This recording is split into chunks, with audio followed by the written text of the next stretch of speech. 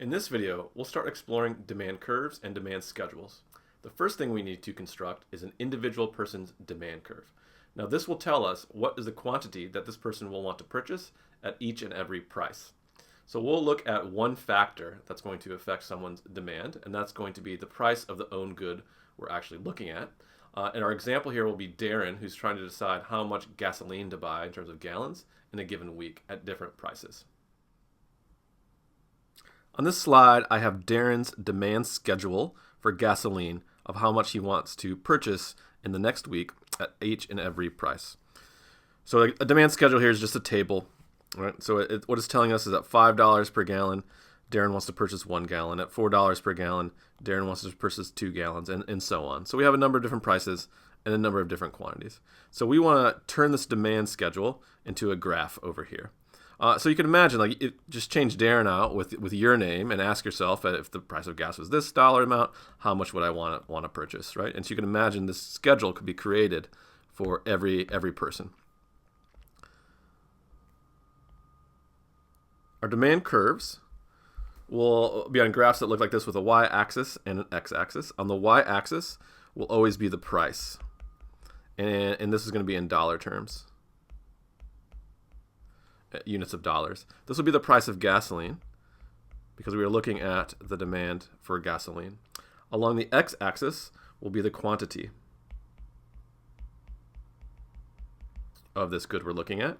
And for us, this will be gallons of gasoline, like so. All right, so we just want to take the information on that demand schedule of the table and put it in a graph. So let's start up at the top. And so look, if we have a price of $5, Darren would only want to purchase 1 gallon down there. At a price of $4, Darren will want to purchase 2 gallons. So let's put dots on the graph at those numbers. At a price of $3, Darren will want 3 gallons. And so you can imagine us connecting these dots to start building out a curve. Let's finish this out with a price of 2 and a price of 1. At a price of 2, Darren will want 5 gallons. And a price of 1, Darren will want 7 gallons.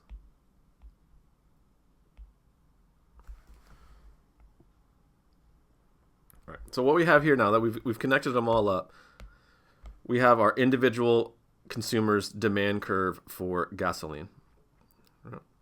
So at any given price, we could put this in there and figure out the quantity that Darren would want to buy. We can read this graph in 2 separate ways.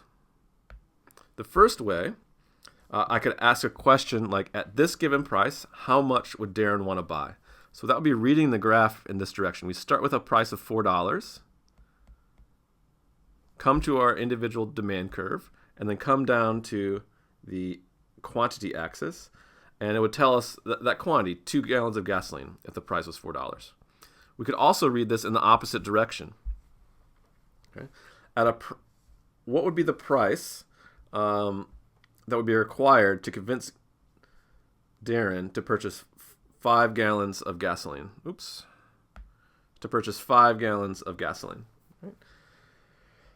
So the price has to keep going lower and lower and lower. All right?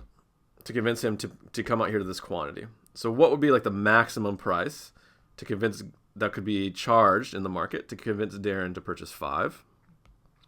Well, now we're just going to read the graph in the opposite direction. You take quantity of 5 up to that individual demand curve, and then bring it over to the price axis, and we see a price of 2.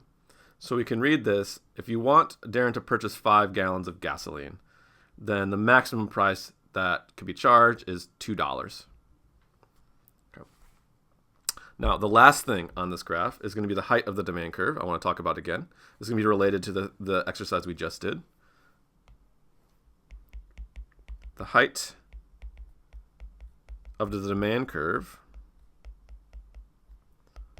tells us, or is equal to, the willingness to pay. Okay. The willingness to pay will be the maximum that Darren will be willing to pay for that last marginal fifth gallon of gasoline. Okay? So if I want to ask you, what's the willingness to pay of the fifth unit of gasoline? Darren is only willing to pay $2 for that marginal good. Another way to think about willingness to pay will also be the marginal benefit. What's Darren's marginal benefit of that last fifth gallon of gasoline? It's going to be the height of the demand curve, or $2. We have what's called the law of demand.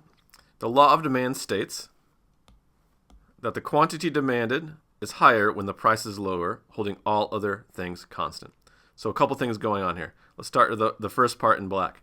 All this is telling us is that our demand curves will be downward sloping. Right? As the price goes down, quantity goes up. We can go in the opposite direction. As the price goes up, quantity goes down. Right? So as the price goes up, quantity goes down. Come back on this axis in either way. That's the law of demand. All this is saying that this is always going to be true for us in this class. Our demand curve should always be downward sloping in this fashion. Now, the second part, holding all other things constant, that just means all those other factors that we talked about for gasoline, right? Like income,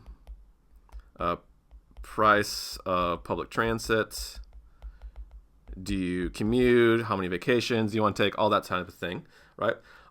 We're holding all that stuff constant, right? So we're holding income constant per se when we're talking about moving along this demand curve.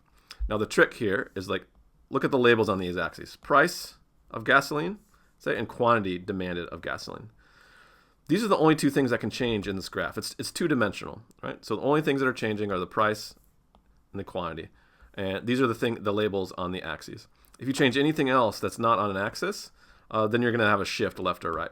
And we'll talk about those later in a later video. Right? But this is the key thing of holding everything else constant here, is that if it's not on an axis, then we're holding it constant.